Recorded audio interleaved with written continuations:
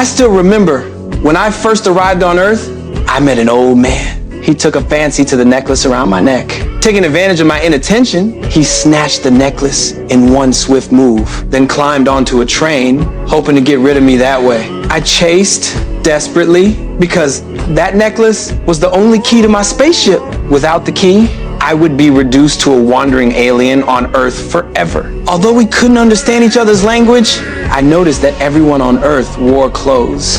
To adapt to life on Earth as soon as possible, I found a dancing car and got a few pieces of clothes from it. But when I walked down the street, everyone laughed at me. Because at that time, I was wearing a long skirt. I only found out later that men and women wear different clothes. That day, I was squatting by the roadside.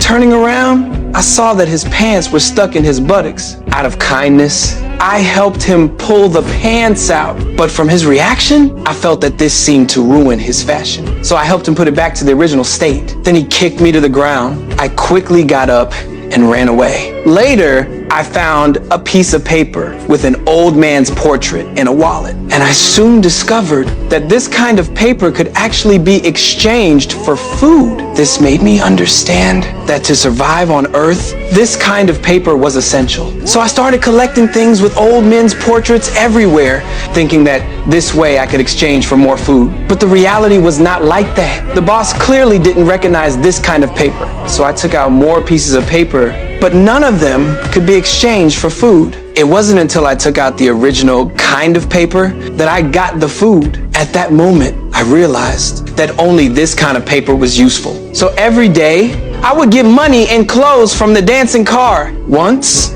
I got a strange piece of clothing, and this piece of clothing could actually bring me free food. Later, I met a brother. He was very friendly, but I couldn't understand his language. I needed to hold his hand to master the language here, but this scared him a lot. He mistakenly thought I was gay and quickly explained to me that he was a man. But when he followed my gaze, he instantly understood. So that night, he took me to a place where you could shake hands freely. Just like that, I stayed there all night. I didn't do anything else, just kept holding the other person's hand. After I learned the language here, I said goodbye to the brother. I came to a big city. I found a policeman and asked about my key. He thought I was a believer, so he told me that God would give me the answer. So I went to a stall and bought a statue of a god. I quickly went